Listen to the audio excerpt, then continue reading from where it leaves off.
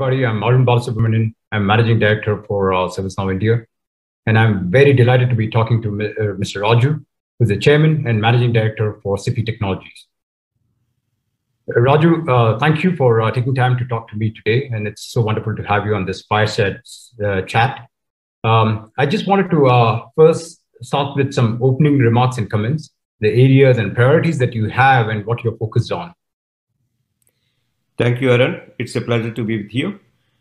And we seeing India as digital transformation.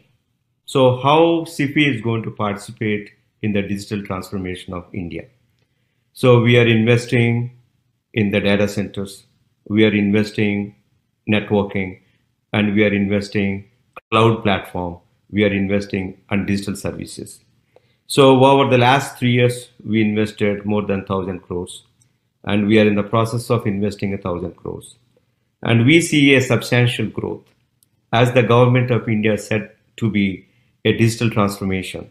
And we are going to take the opportunity to make it India more digital, and which will benefit not just only enterprises and the common man. And that is the way we are looking at, that is the way we see the future of our investments and our growth. That's wonderful to hear. My question to you is, India recently has unfortunately, like many other countries, has been hit by deadly second wave of coronavirus. It has hit the reeling economy. As a business leader, how do you think the economies will play out at a national level in coming months? And what should leaders like specifically are focused on and watchful on, or you're keeping your fingers on? So I think the world has to be prepared these kind of pandemics. I think world has learned going through these pandemics. I think we cannot avoid it. So after the first wave, I thought India is going to recover fast, and I was expecting 15 to 20% growth.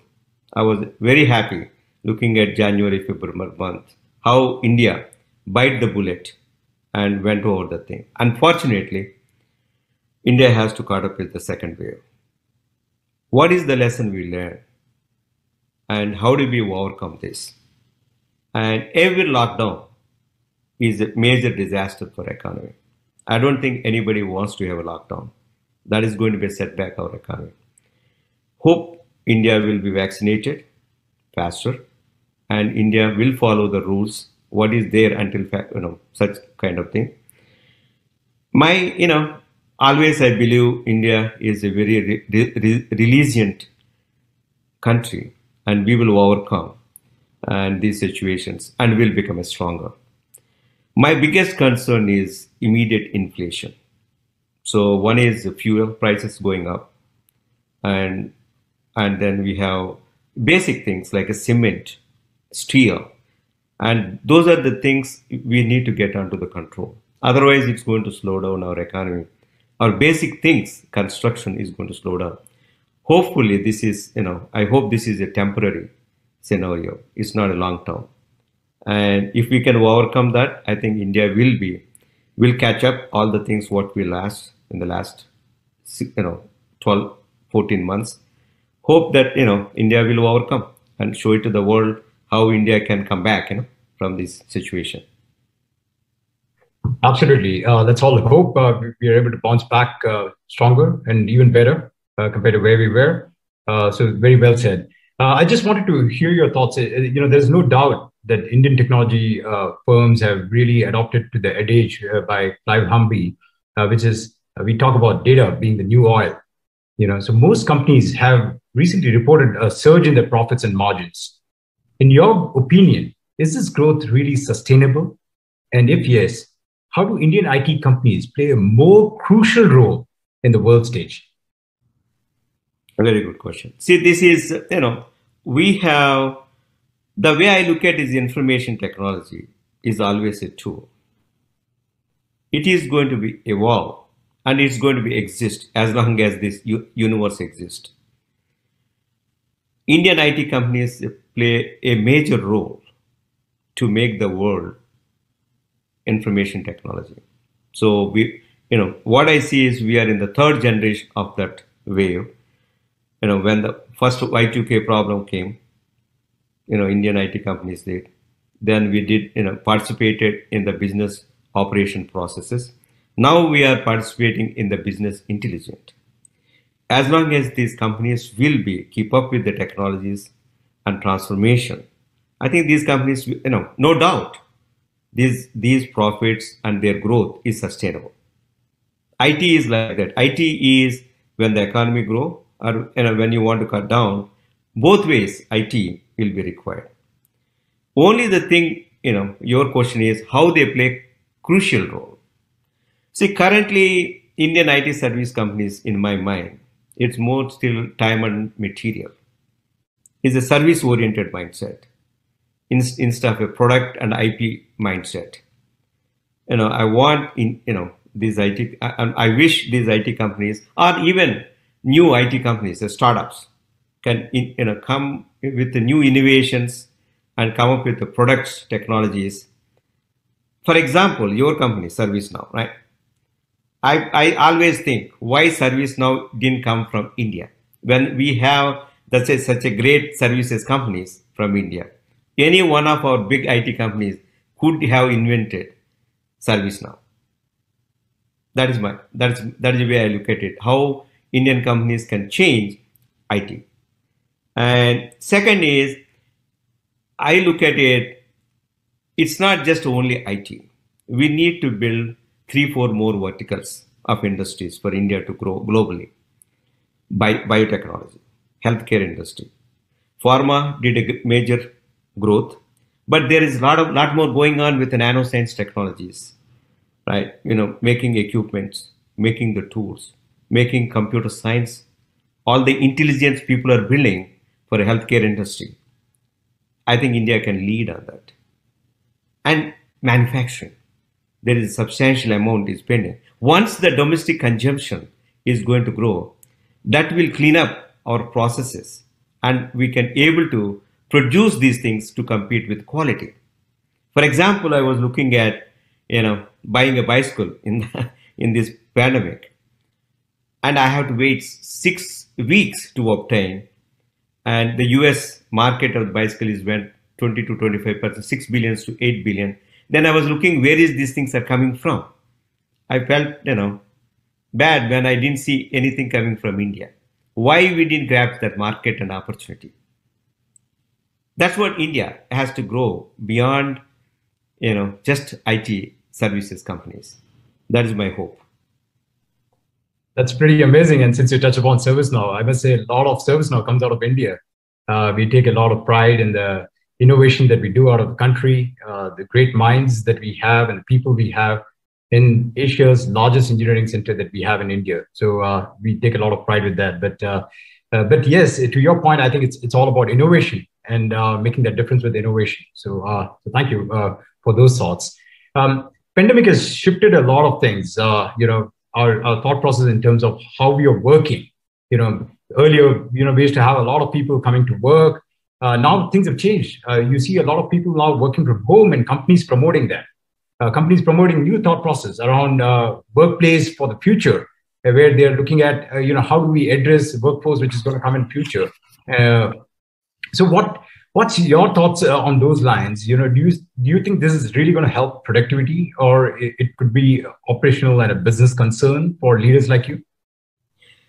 Whatever reason, during this pandemic, most of the organizations learned how to work from home, and they put it a processes working from home.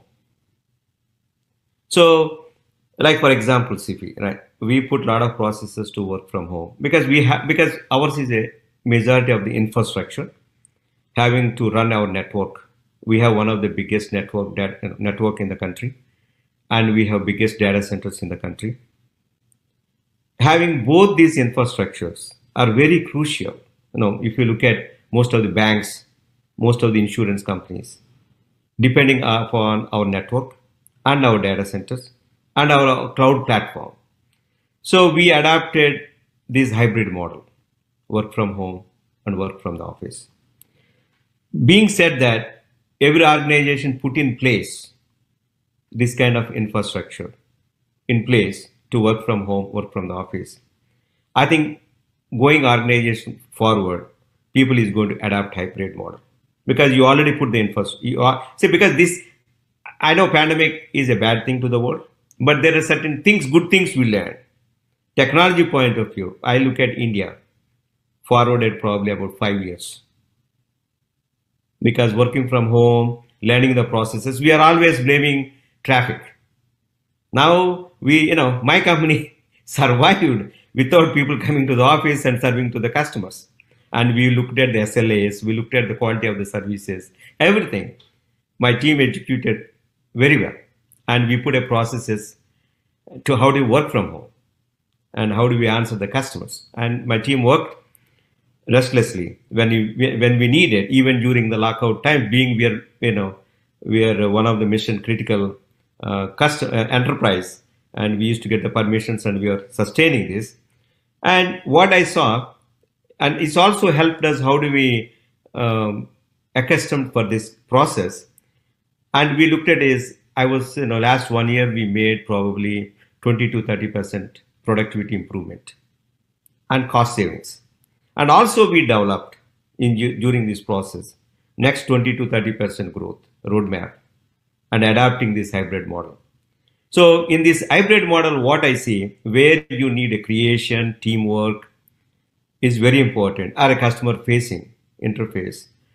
You cannot avoid, people meeting and, having a workplace where you look at the operations, where you can work remotely effectively with the current tools developed, virtualization. All these things can be work from home and avoid those traffics, and people can be more productive and healthy. And it also saves the cost to the company. We don't need to expand our office space. We can expand on the technology and the tools instead of the office space. That is where, the savings can be invested somewhere else to grow the organization and to be more productive. That's where I look at it.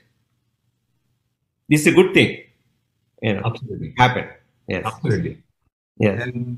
And I believe that it's all about creating the experiences. I think going forward, as you talked about the hybrid model that's going to exist, we still have to figure out ways how we could create a great employee experience, irrespective of where he is located across the globe and where he's coming in from. It's all about creating experiences, and digital is going to play a massive role in creating those experiences.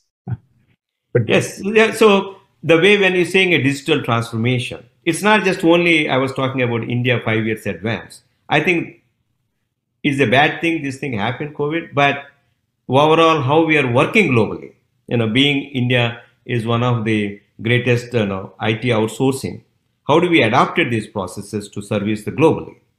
So today the cloud computing and having a better data centers, better network. So what we see the trend, having Sify having 4,000 enterprise and 8,000 SME customers, we see more and more people adopting digital transformation.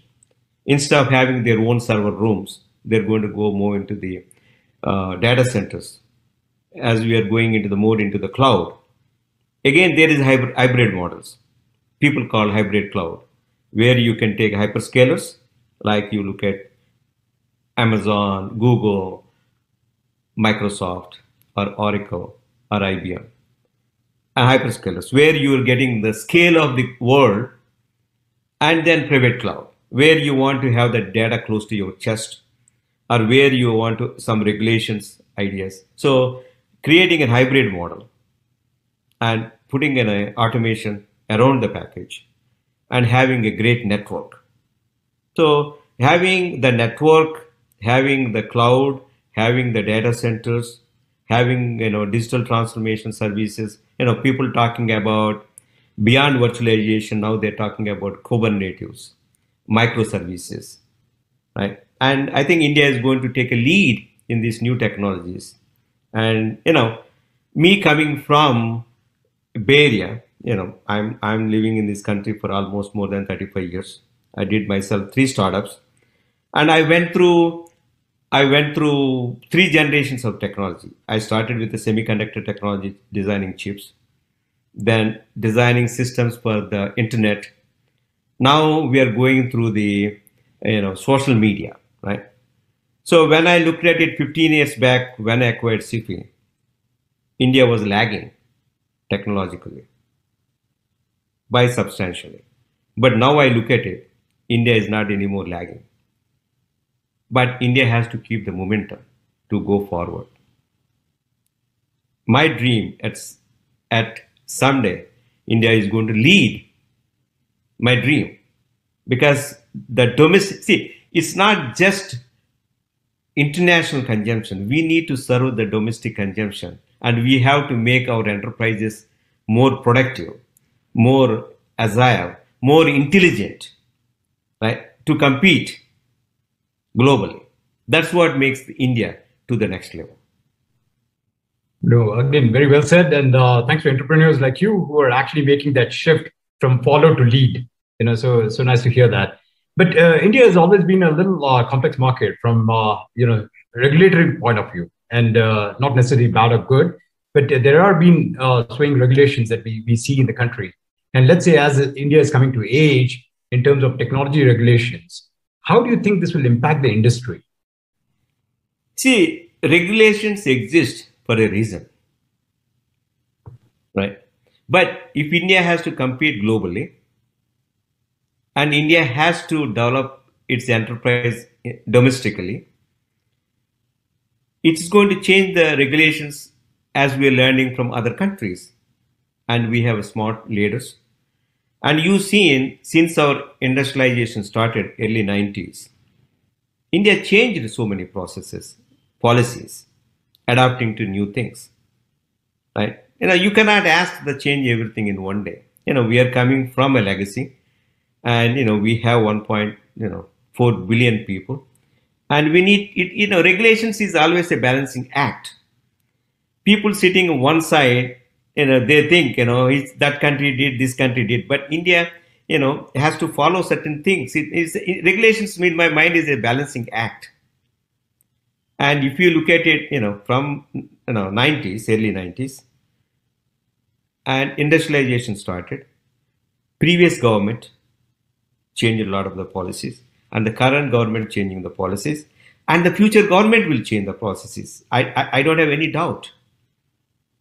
I think it's going to happen. Second is, that is just for domestic consumption. Then you look at the foreign investments.